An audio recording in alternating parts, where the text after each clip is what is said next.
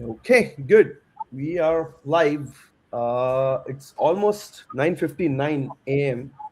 Yeah, Eastern a few Standard seconds Time. away here. Yep.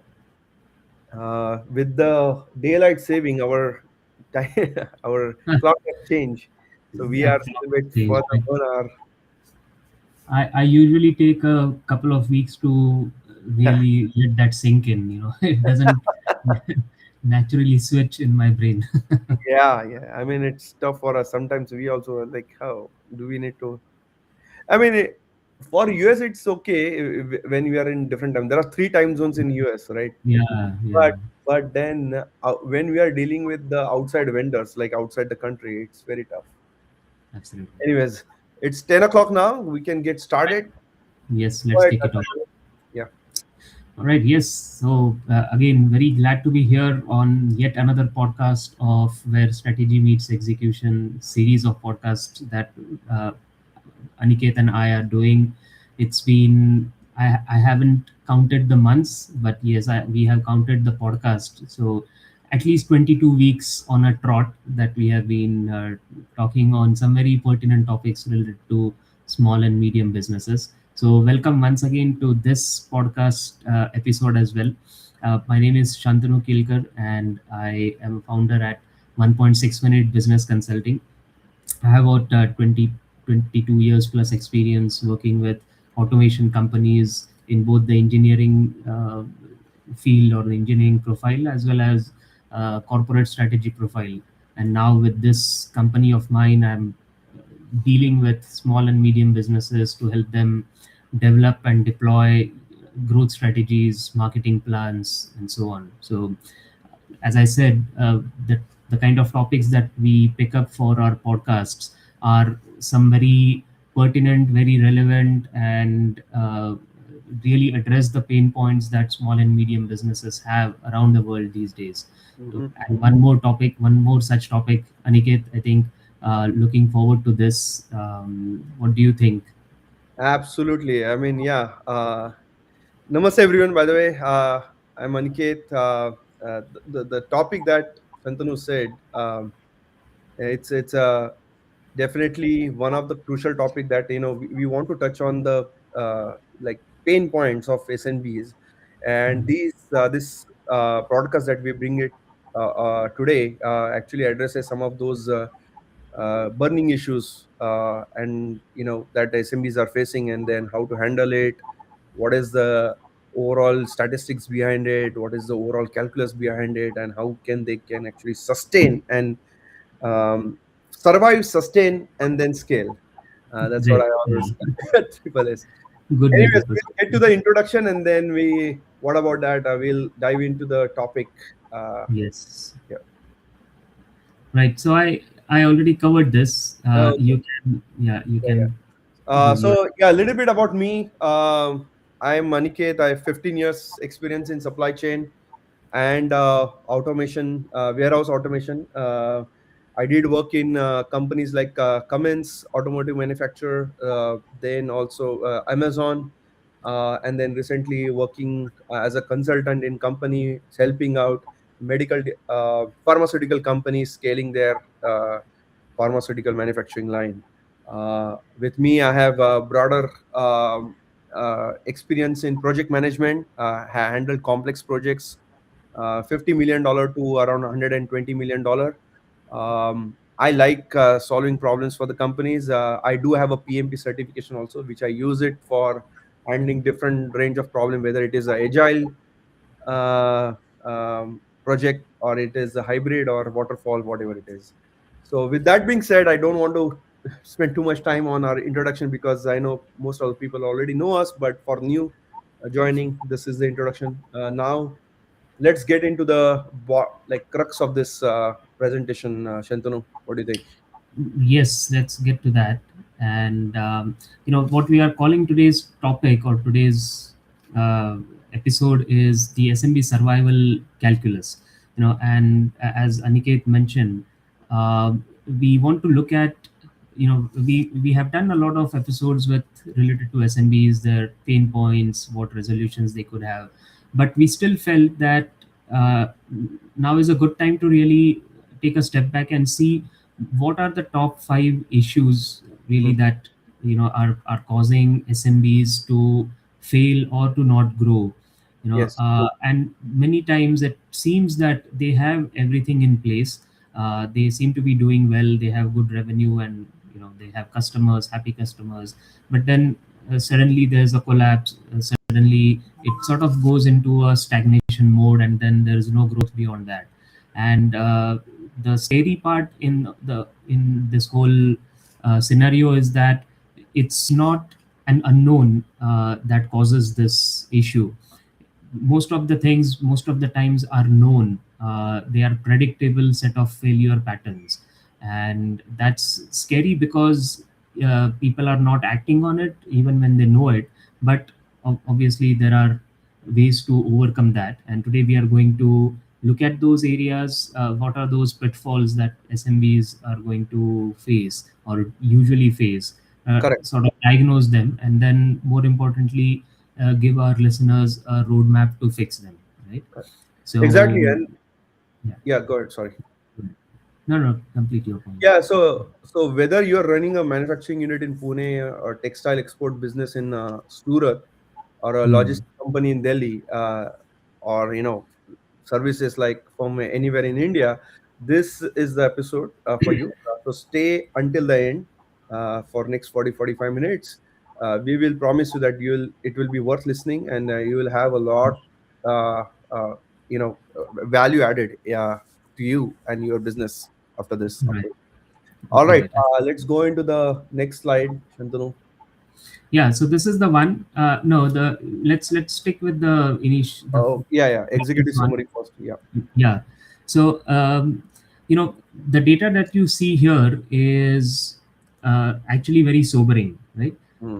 What you see here, 20% of new businesses fail in the first year itself, you know, Wow. uh, and they fail not because of lack of demand or anything else, but it's purely because of lack of financial discipline.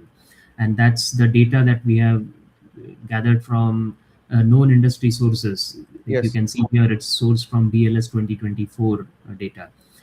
If you go beyond that, 50% of companies fail in the first 5 years. So that one fifth of that fail in the first year then grows to half of the companies that fail after first 5 years, and 65%, which is almost two-thirds of the companies that have started, fail by the 10th year. So Yeah. that's the kind of statistics that you have globally. But even the Indian MSME sector is not far from this reality. In fact, Correct. I would say the numbers could be uh, worse in case of India in some of the sectors, right? So Yeah. it's a striking statistics that we have. 100%. And Shantanu, what I find most striking in our research in this is like says 82% of the business failure, it involves some kind of a cash flow problems, Hmm. and it's not a profitability issue, but it's like a cash flow, uh, Right. and that is a serious problem. Like I want the Yeah. audience to like think about it for a Yeah. second. And it's paradoxical in a way because you have excellent revenue. You think you're looking at the top line and you think that I'm doing well. Mhm. You are also registering profits. Your PNL looks good, but then Correct. suddenly you find that you have run out of cash, and Yeah. then you are done, right? Yeah. Globally, the research says that the median SMB, the mid-level small medium business, holds only about 27 days worth of cash reserves, right? Wow. So that's less than a month, which Less than a month. is an alarming situation to be in. Oh wow, yeah.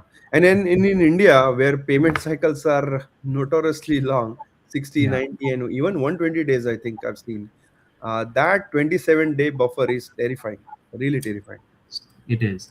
So when we did this research, we found that there are five key things, five distinct pitfalls that explain why businesses fail. Right. Yep. So we have listed them here: the cash flow paradox, Mm-hmm. the founder's syndrome, the product market fit illusion, Mm-hmm. the digital divide, and then the human capital drain or the talent drain. Right. Mm-hmm. So a combination of these things it's usually interconnected. It's not one of them that causes a company to fail.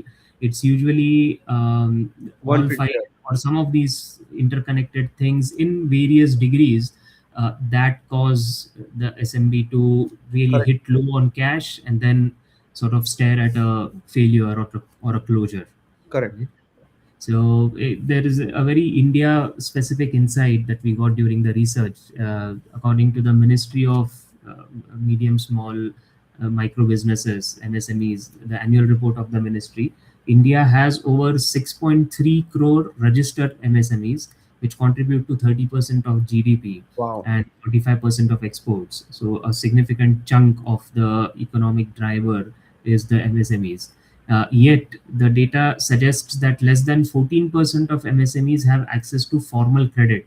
So, Oh, they are sort of bootstrapped, and they are that makes the cash flow management a problem, which is not just operational but existential. Right? It all depends on how absolutely. well they are managing their cash flows, and irrespective of what and how are they doing in other areas of the business, when it comes to cash flows, that's what kills them the most.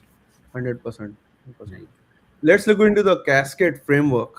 So, before we get into the deep dives of each pitfall, Right. can you walk us through the Yeah. framework we developed to diagnose this and fix the problems? Yeah. So this is what we are calling the cascade framework, and the word cascade is intentional in this case. It's not Yes. just an anagram or initials taken from disparate things. It's actually quite relevant for the framework here as well, right? Because the failures, as we have listed them here, they cascade into the other. One weak link breaks, and then it pulls everything else down. So the flip side is also true, which is the good part, is that if you identify one of the areas which are weak for you, and if you fix that, then Yes. that success also cascades throughout the organization or throughout the company. So Yeah. it's a two-way street, which is the good part, right? Yeah. And So for our audience, Shantanu, can you break that cascades yeah, term? so What does it stand for? sure. So we start with C. The first C here, it stands for cash flow mastery, Mm-hmm. which is, in its simplest terms, building 13-week rolling forecasts, managing your cash conversion cycles, or maintaining a minimum 90-day cash runway for the company. Right? That Mm-hmm. comes as part of the cash flow mastery.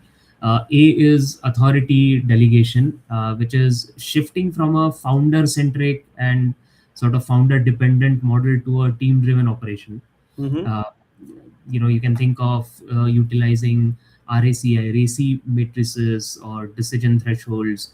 You Empowered. could look at more empowered teams. So we'll come to the details of each of these later, but A stands for authority delegation. Mm-hmm. Then S stands for strategic market fit, Mm-hmm. which means that you have to be sure of why are you in that business. Yes. You have to validate demand before you scale, Mm. not after. So it's not an afterthought about uh, market validation, about customer validation. That should be the first step before you even think of doubling your business or Correct. tripling your business. So you could use tools like customer interviews and minimum viable product testing, etc. Yeah. And what about the C letter? Yeah, so the second C here stands for cyber digital evolution. Now in this case, adopting the right digital tools at the right level, the right maturity level of the company, and securing them in a way, embedding them into your operations becomes very critical. So that stands for continuous digital evolution. The next A is for agile talent architecture or acquisition and onboarding. You could use either of them, but Yes. then again the intent is or the area is related to building and hiring uh, good teams, good talent. You need to have onboarding systems, good onboarding systems for that, and even training systems for that, so that you not just onboard but then also retain good talent with you, right? And Correct. then The E in this case is economic engine building, which is the ultimate goal for the company. A business that generates compounding value uh, independent of its founder is actually what we call a good company or a good Yes. business. Yeah. Right. And so cascade is both the diagnosis and the cure, correct? It is, yeah. So it's sort of a doctor's checklist. You can think of, when a doctor is diagnosing the patient, uh, he or she will run through each of the parameters, the diagnostic parameters. You identify where you are weak, and you fix them in sequence. Because there is a logical order to it. Correct. The way we have laid it out as a CASCADE, usually the problems also occur in this fashion or in this Yeah. sequence, in this chronology, and the solutions also need to be implemented in that chronology. So 100%. that's a good way of, it's a this framework helps you really visualize those things then. Absolutely.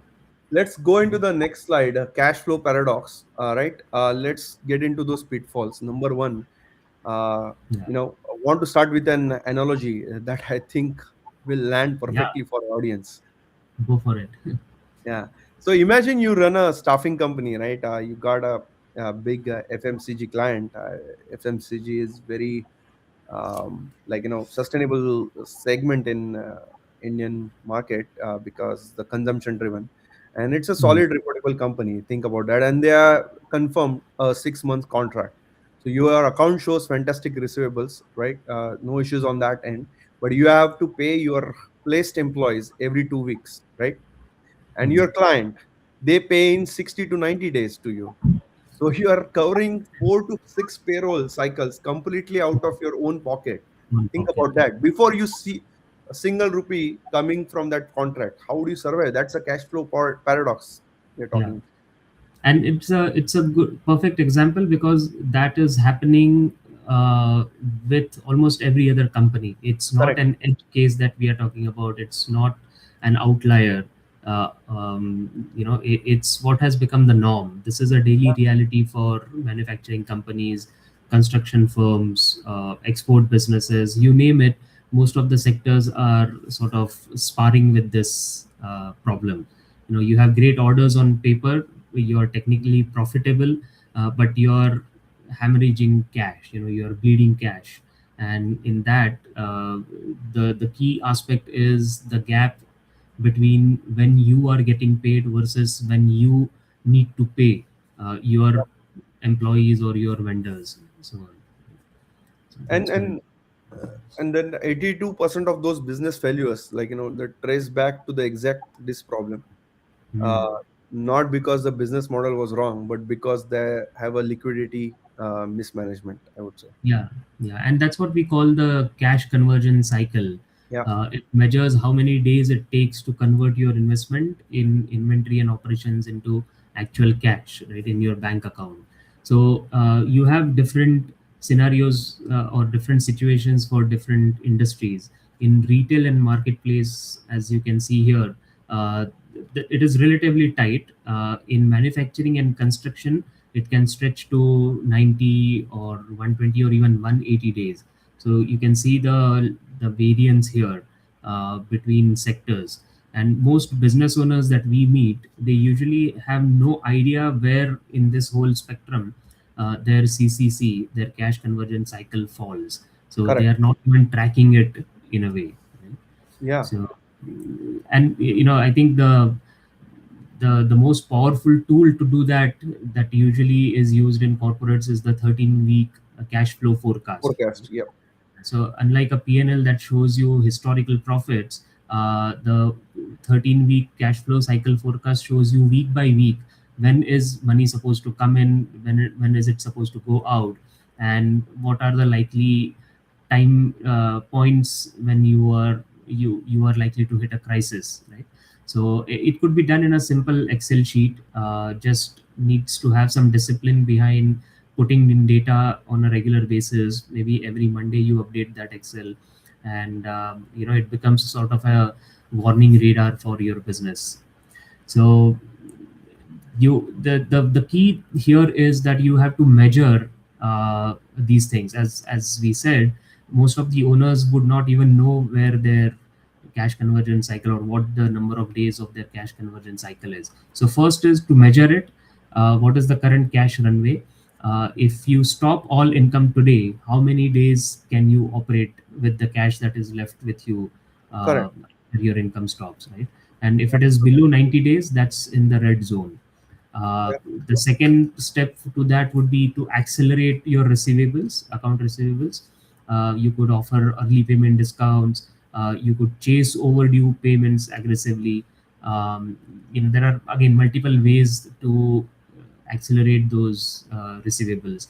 And the third is extend payable strategically. Now, this is a typical working capital, sort of a strategy that every company has to follow.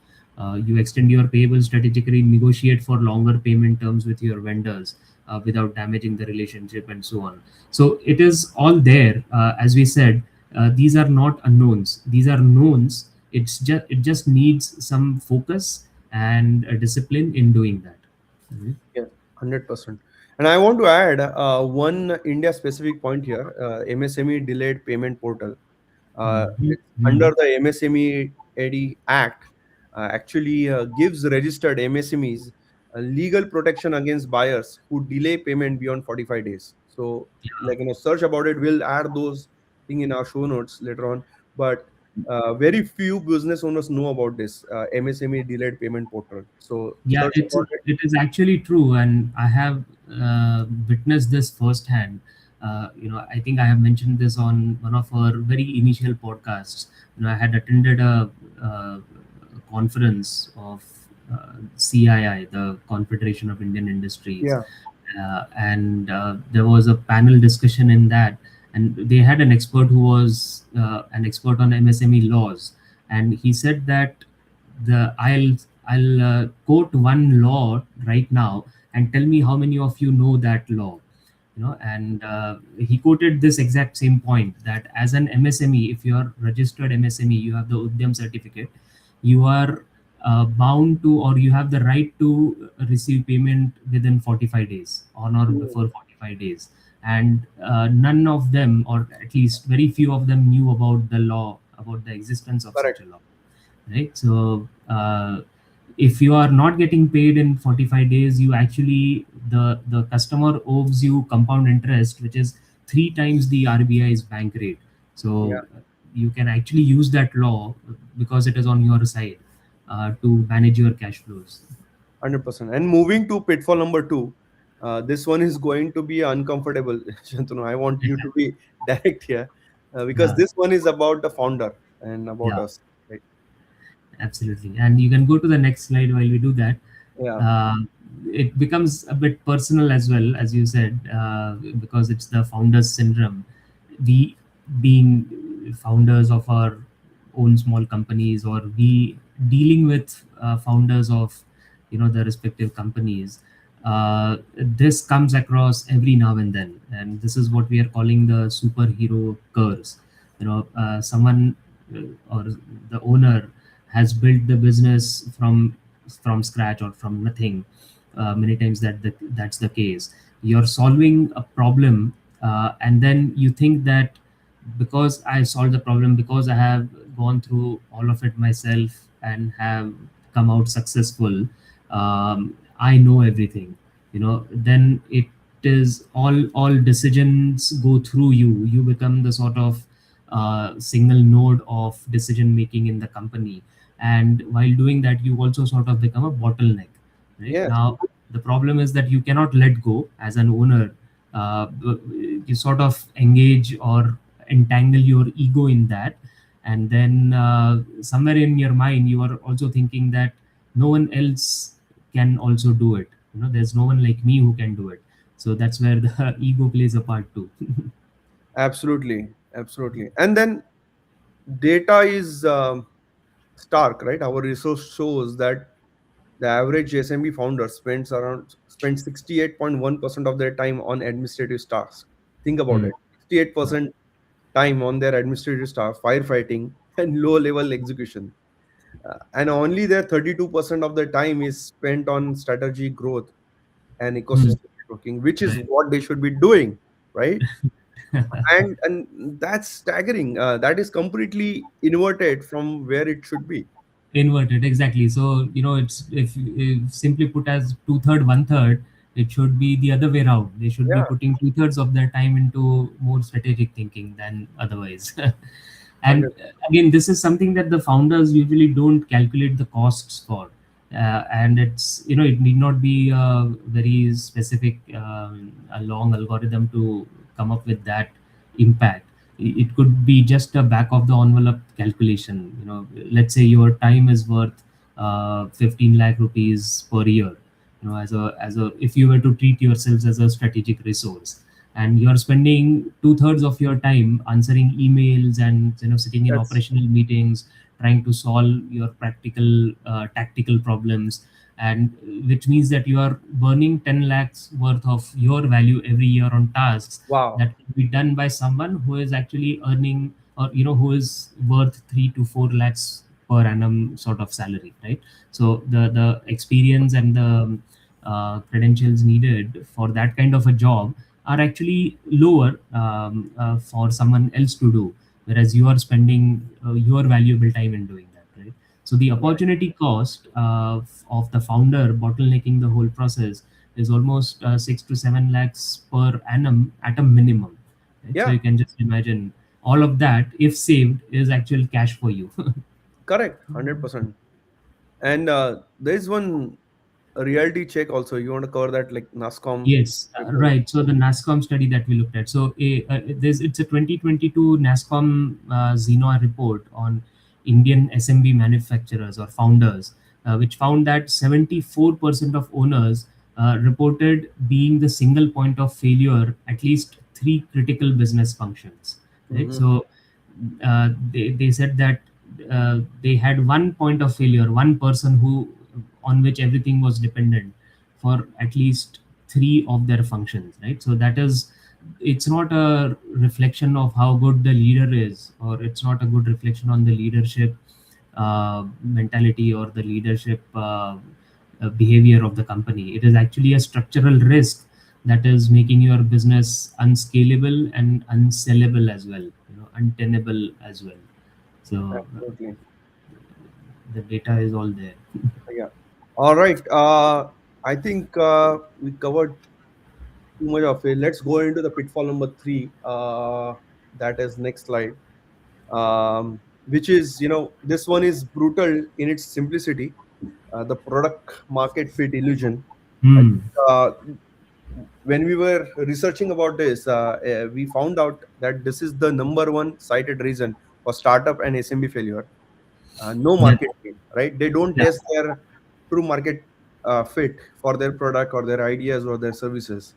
It is, Yeah. yeah. It's a classic, I would say, a Shakespearean uh, Hmm.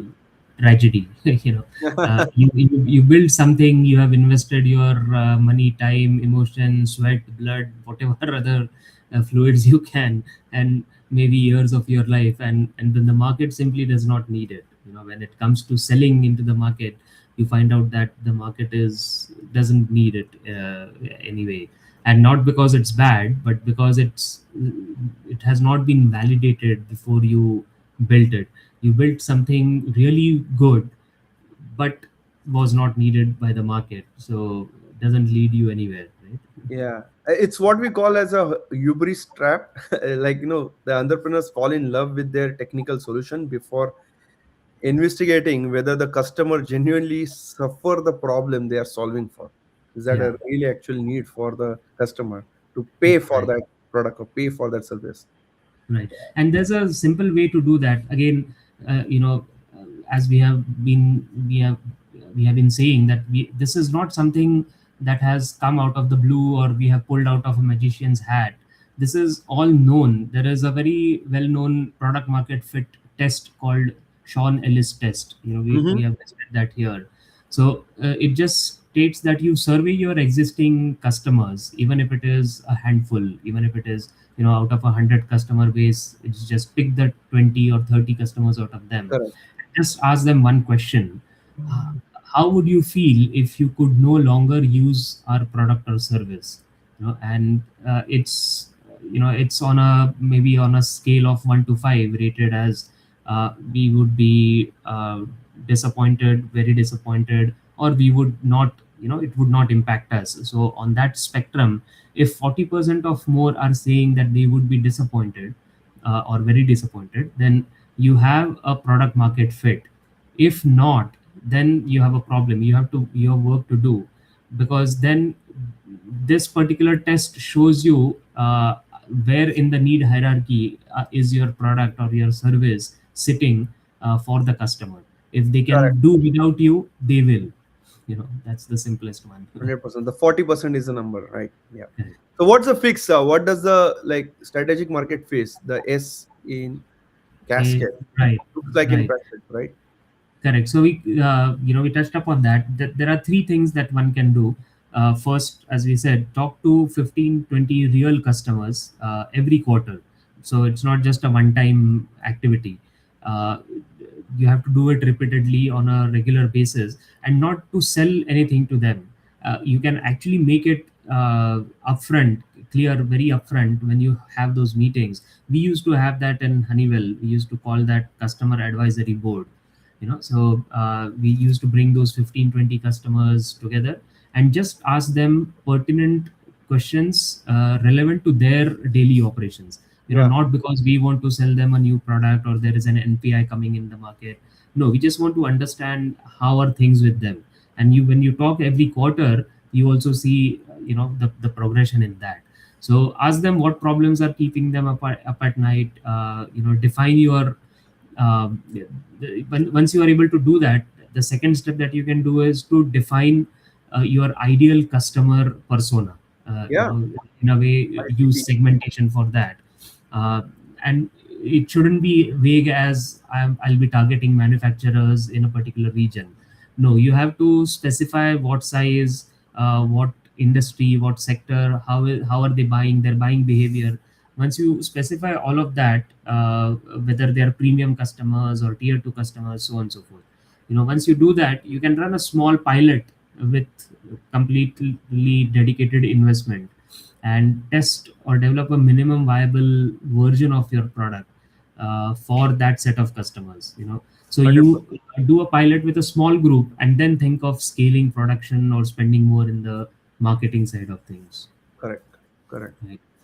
So again, there is a very practical tool one can use. It's called that ICP canvas. Yeah. 2 by 2 matrix. Consultants use it every now and then. Everything goes back to a 2 by 2 grid for us. But on one axis, if you have the pain intensity, which is the need intensity, in other words, and on the other axis, you have the willingness to pay, low versus high, right? So if you have to serve customers only when they have a high need and a high willingness to pay. Correct. If the customer is in that quadrant, then that's uh, the core or the focus customer for you. Everyone else in other three quadrants are, it's either a charitable exercise or they are Something. just pulling down your margins. Yeah. All right. Let's move on to the pitfall number 4, which is the post-COVID digital divide. And Hmm. this one, that became dramatically more relevant post-COVID. Uh, the digital divide. And Shantanu, this one has a very interesting finding. The data says Mhm. that access to digital tools showed more significant benefits than government financial support for business survival. Right. That's a It, strong statement, I know, but it is. the data shows that. Yeah. It is. It is. And I think what it means practically is that the businesses that survived, you mentioned the post-COVID divide, the businesses that survived COVID or grew after that weren't necessarily the ones that got relief packages or were supported by some external scheme, some external government Correct. mechanism. They were the ones who could pivot digitally. Yeah. They did something either with sales. They moved their sales online, or they utilized digital platforms to manage their inventory. or gain remote access to customers and help them deliver services remotely, used good CRM systems to keep track of customers, so on and so forth. So some pivotal change in their operations or sales or marketing uh, in the digital direction, which made them more digitally mature, and that is what made them survive the post-COVID, or 100%. that scenario. 100%. And there is also a dangerous urban rural dichotomy here. MSMEs in tier 2 and tier 3 cities, they often Hmm. have a lower digital maturity, and because of the weaker digital infrastructure. And now I think I know uh, it's changing, but still, like, we still have a long way to go. It And is. and Yeah. these MSMEs, they suffer disproportionately on that. Yeah, yeah, yeah. And it's not entirely untrue. We are not denying that it is the fact. But the good news is that the expectation is not that you transform overnight. Like as I Correct. said, the companies that succeeded, they did some small changes in some areas in the business, and then they developed well from there. So the C in Cascade is for digital is about what we call the minimum viable digital. As you have the minimum viable product, you also have minimum viable digital implementation. So you could start with something small, an accounting software, or a CRM, uh, or use a CRM to really keep track of your opportunities and orders, etc. Get out of uh, a person dependent system, which is like WhatsApp chats or see things like that, Excel sheets, Word files here, PPTs there. You need to get out of that and have a digital platform on which everyone is operating, Yeah. and have basic cyber security, so your data or your customers data is not living in your personal phones. It's Correct. actually a secured platform, right? Correct. So need to have that. Yeah, and the WhatsApp point you mentioned is so important. I know businesses running their entire customer database through the personal WhatsApp groups. Yeah. Well, that the day that salesperson leaves, either data walks out of the door with them. So you Correct. gotta be careful. Like, how are you, like, maintaining the data? And I Correct. think what you mentioned is the cyber security. That is absolutely pivotal. Yeah, yeah, it's a risk, right? You have to digitize your data and have it in the system. It has to be Correct. system dependent, not person dependent. 100%. Right. All right. Let's move. Do you want to cover? There is one more, like, Oh digital yeah, the context. digital context we had, again, these contexts are coming from all the research that we did, for this particular episode. Now there's an interesting one from India's digital commerce opportunity for MSMEs. The ONDC, the Open Network for Digital Commerce, or you have the GEM portal from the government e-marketplace is what the GEM portal is. The India Stack APIs, all these things, they offer unprecedented digital infrastructure. MSMEs that are digitally ready can access crores of uh, you know government procurement schemes, and even access markets that were previously inaccessible to them. And I have seen this work in practically in at least a couple of clients that I have been working with, right? Hmm. So the GEM portal, once they start using it, it really gives them a level playing field, because then it's not anymore about who in the client's company, and what are the things that about that customer that helps you win it. It's all in that e-marketplace. You just have to bid, either on, or not either, but you have to bid on all the key parameters, Correct. including price, including features, including whatever technical know-how that you have. So it makes the level playing field for everyone. Yep. Very well said. All right. Moving on to the pitfall number 5, human capital drain. I think we touched on this many times in our previous podcast, but this one is that hits MSMEs particularly hard because people assume that the talent problems are a big company problem. It is not our SME problem or MSME's problem. No, in fact, it's far from it. In fact, that is the number one problem, almost one or two, number one or number two problem we Correct. encounter talking to our clients day in, day out, right? And as you said, we covered that in detail in one of the previous podcasts. But just to, for the sake of listeners today, um, the hard cost of a bad hire, recruiting, training, lost productivity during the gap period, etc. We estimate it's close to 3.5 to 4 lakhs for Yep. a mid-level role, Yep. and again, that is based on industry benchmarks. And if you were to replace that, you have to, there's a replacement multiplier, so 3 to 4 times the annual salary for a bad hire of a 5 lakh role, right? So Wow. a single hiring mistake at that level can cost you 15 to 15, 20. 20 lakhs overall, right? Wow. Being That's the a replacement big number. cost. And for a business is doing 2 to 5 crores in a revenue, a couple of bad hires can genuinely threaten the business, right? They do, yeah. And there's umpteen number of reports out there that show that employee disengagement, or a unhappy or disengaged employee has who has measurably high absenteeism or lower productivity, lower profitability. All of that drives shrinkage and even safety related incidents within companies, which are disproportionately at higher rates. It's sort of all connected. You might think that the emotional well-being of the companies may not be reflecting in your balance sheets and your P&Ls, but they actually do, because a lot of these disgruntled and disengaged employees lead to events that eventually hamper your company's operations, right? So Correct. it's not just the employee engagement, it's not just a nice to have thing, it is directly correlated to your bottom line. Yeah. Yeah.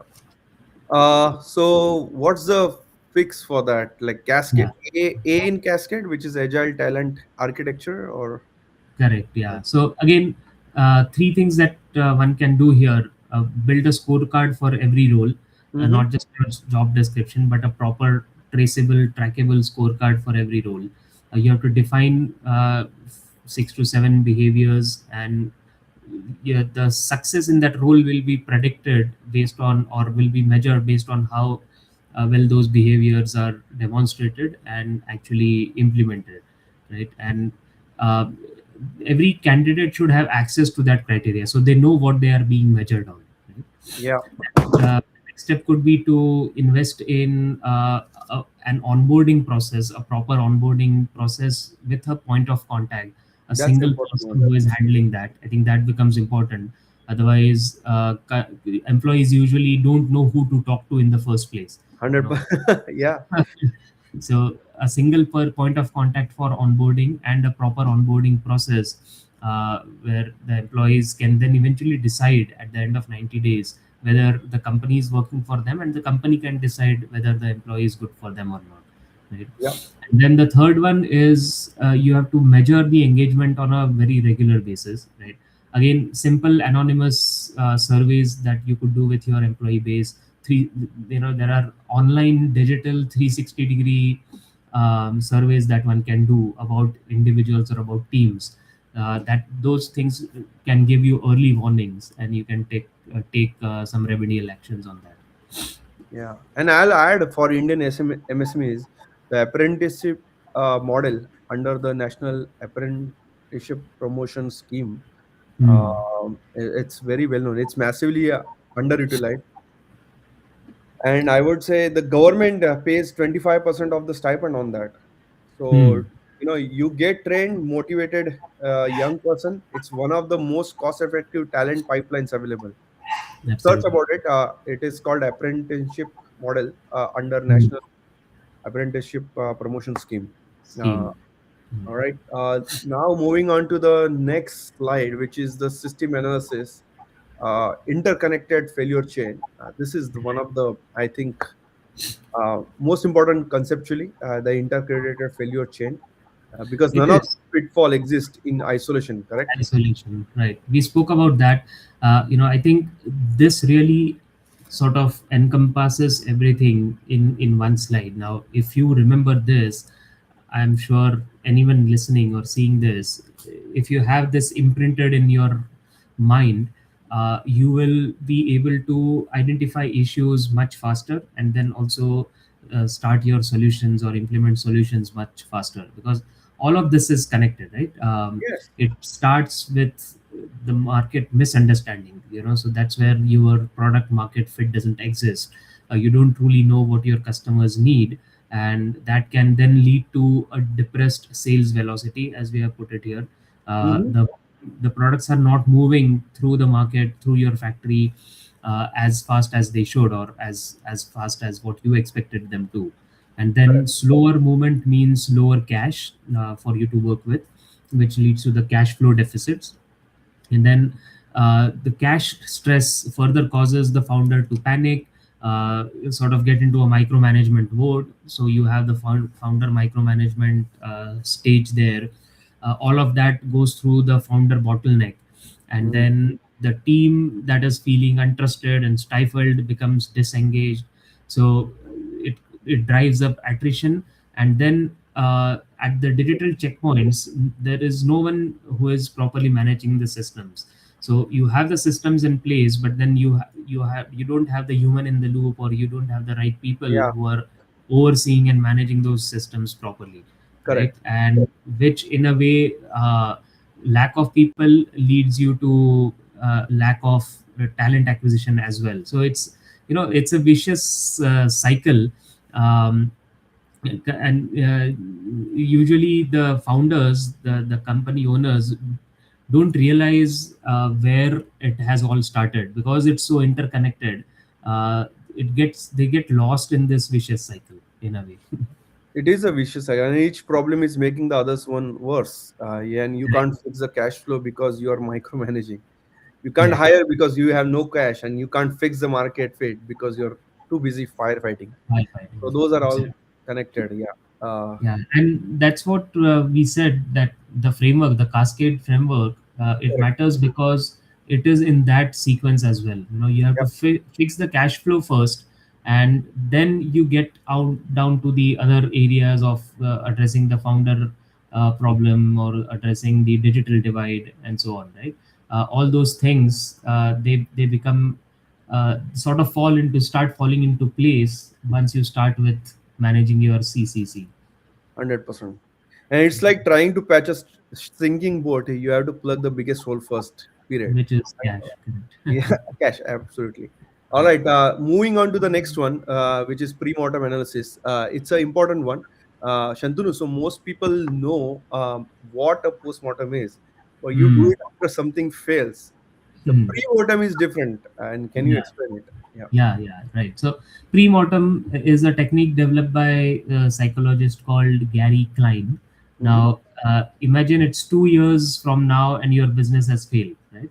Your In today's time, you imagine after 2 years, assume that your business has failed, and then you work backwards and think of what has gone wrong in those 2 years for me to reach that stage. What kind of decisions have I made, or I am likely to make in that period, or not likely to make in that period, that has led to that outcome, right? So it sort of forces your team to surface risks honestly, and without any barriers of the existing situation, without any political barriers in a Correct. way that normally prevent people from saying that I think the plan might fail because of this and this. So Correct. the pre-mortem is sort of flipping the whole failure analysis, and Honest. saying that I will fail, or I might fail because of these things, and 100%. then list them down. That's how you can go about it.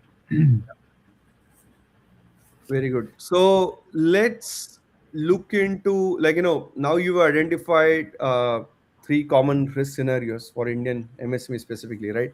Yeah, Uh, right. the first So, risk, yeah, go ahead. so now the first risk we have here is overcutting costs during a downturn. Now, the instinct the most natural way to think about it is to slash expenses, right? But if you cut too aggressively, too deep, then you're losing good talent and you stop innovating, right? You are damaging the morale of the organization as well. And then from that point, it almost becomes impossible to recover when the times are good, when the market is turning, right? So the mitigation for that is tie every cost cut to an ROI impact. So be surgical, be specific with those actions rather than a scorched earth policy or a carpet bombing policy. So that's the first risk that you can avoid. The second risk is aggressive receivables collection. Again, that alienates key customers. You need the cash, but then you can't afford to lose a 50 lakh client because your collection team was too aggressive while calling them Correct. uh, or going and collecting cash from them. Right. So you can offer structured payment plans. You could have early pay discounts rather than demand letters. There are ways and means to do that. So it's all about striking a balance in these things. The Yes. third risk that we talk about usually is the inconsistent quality during the phases of rapid growth in your company. When you scale fast, quality often fails. You go around certain quality checkpoints. You just skip them because in your mind, you think that I have done this before. I know it won't fail, but that's not how things work. You never know what can go wrong if you are not following that process, right? And 100%. we spoke about that WhatsApp driven business operations or economy, word of mouth economy. One bad batch can actually cost you a whole lot on your on your brand value, on your Correct. brand goodwill, which can take years to recover. Absolutely. It's a massive one. Yeah. All right. Let's move on to our favorite slides. 90-day action plan, right? We love talking about this.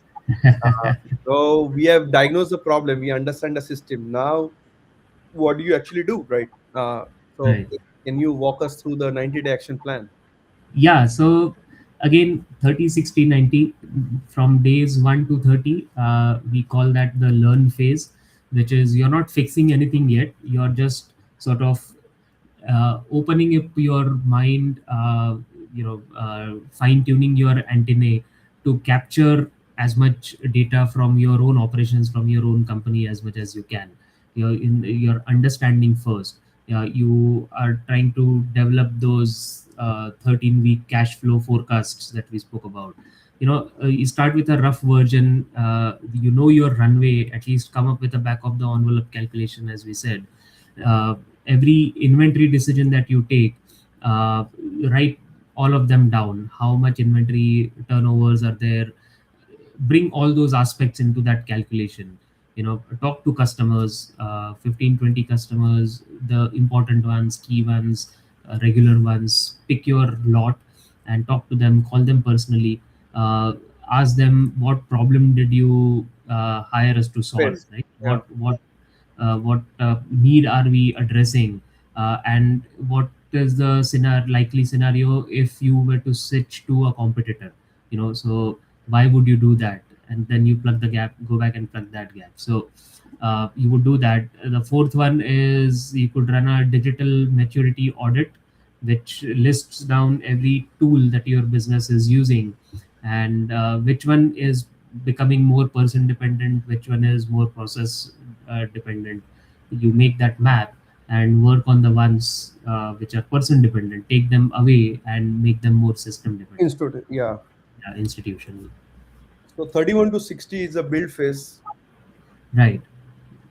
Right. So there you can start building systems. I think on the cash front, uh, once you have done that rough 13-week forecast tool, you can now go ahead and mature it and review it every week, let's say, without without fail, with full discipline. Just review it every Monday morning, for example, and then delegate your uh, delegate your work, to overcome that founder's bottleneck.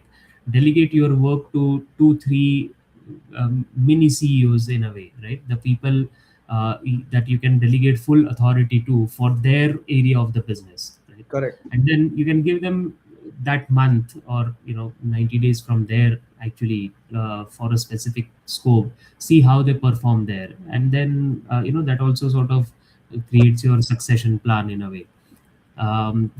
The market, on the market side, you could refine your ideal customer profile, go back to your customer segmentation, go back to your value propositions, do a Pareto analysis, do an 80/20, kill any product or service that doesn't fit your top 80% bracket, or it's in the bottom 20% margin bracket, whatever KPIs you use. Make sure that you are only looking at the most efficient portfolio, right? Correct. And then on the digital side, you could choose one new institutional tool, either a CRM platform or an ERP, or a project management tool, and then just go all out and implement it very effectively, right? That is sure to give you some good payback in a very short period of time. 100%. On the talent side, you could conduct postmortems with the last two or three failed hires. Why did they not join you? Everything was going right, but on the last day they said, no, I have some other issues, I won't be able to join. Why was that? Right. And then you can gradually build a forecast for future hirings based on that. Right. Right.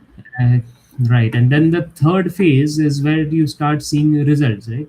You Build renegotiate your vendor payment terms, you redesign your pricing for cash, consider retainer models or different ways of pricing your products, discounts, milestone billing. There's just textbooks after textbooks on how to get the right price. You just have to pick the best things that work for you and start implementing that, right? You could begin building what we call a decision playbook, a document that captures how your business makes its 20 most common decisions. So it's a decision making tree. How do the companies make them? What is the process that is followed? Who gets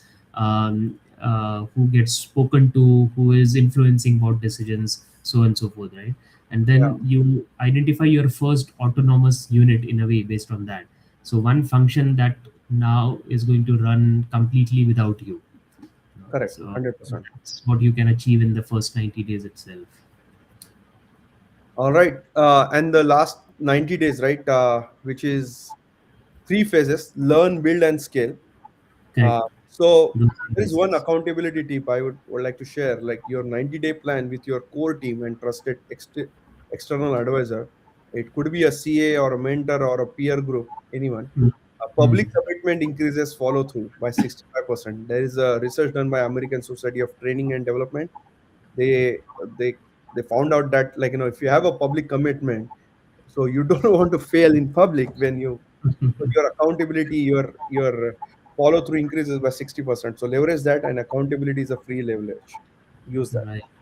All right. Absolutely. With that being said, I know we are top of the hour now. I just want to cover this last slide really quick before we close. Our one final thought from the research that I think every business owner needs to Mm. hear.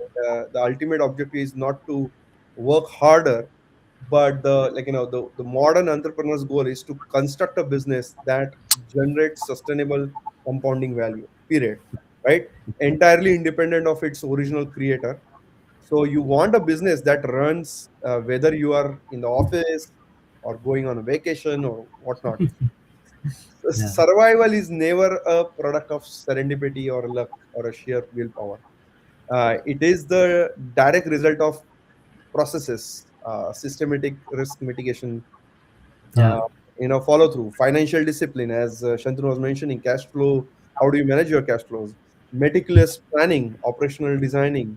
That's the goal, right? Not a business that needs you. You need a business that works for you, For you. a true economic engine. And here is the Absolutely. beauty, right? None of this is a mysterious. The failures are predictable, the solutions are known, but the only variable is execution. So Mm. start with that 13-week cash flow forecast that we were talking about in earlier slide. Uh, not not like next month or something. Now, this week, I would say. And that single action will tell you more about the health of your business than any PNL or profit and loss statements you have read in the last year. Great. So, Yeah. as always, Shantanu, masterclass. You want to have any final word before we close? Now, I think anyone listening, if they are thinking of doing anything, even thinking of doing anything, it's the first step in the right direction. Correct. As I would like to put it. So, great.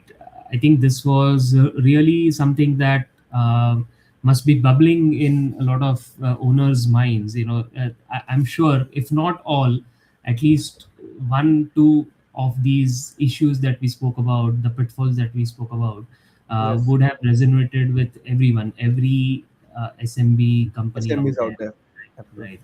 So very very relevant topic, and I think great having this conversation again. I'm sure this is going to spin off a lot of topics, a lot of interest with our listeners, and I would again encourage anyone listening in to share their thoughts about this. Share any case studies that uh, would have recalled because of this, where things worked well, or even where things did not work well, but which was related to what we just spoke about, right? So comment, like, share. We usually post this on our social media platforms as well. Yes. So engage with us on those platforms. Look forward to hearing more from you. Awesome. Awesome. And all right, folks. So hope this episode adds value. Share it with a business owner, fellow business owner who needs to hear it. Hmm. Subscribe, leave us a review. We'll see you in the next episode. Thank you and keep building. Thank Yes, thank you. you. Bye bye. Have a great day.